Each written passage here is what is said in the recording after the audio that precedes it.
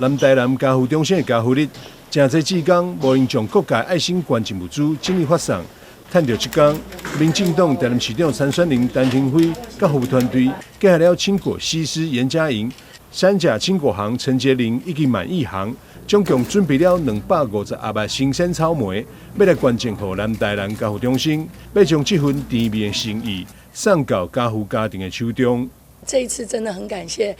，JoJo他等於是長期都是旺泉的團隊，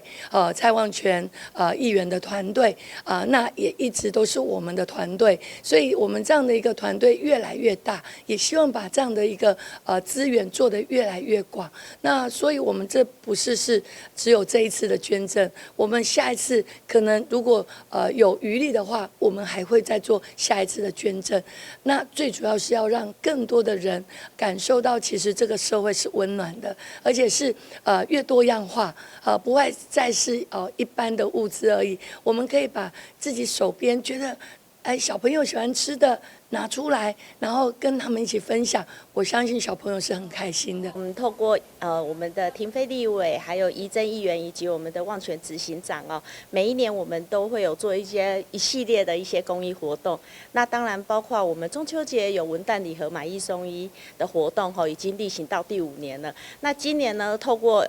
立委的一個引薦呢，那我們可以透過草莓季的一個形式來做一個捐贈活動那今年也是第1年的起跑期望我們之後就陸陸續續的每一年透過這樣子的一個草莓季，可以與我們的南家扶一起合作然後讓大家幸福美滿。家扶中心也頒發感謝狀，感謝每一位熱心付出的朋友。要謝謝我們所有台南父老鄉親長年以來對南台南家扶中的支持跟關心。那南台南家扶中心，我們在今年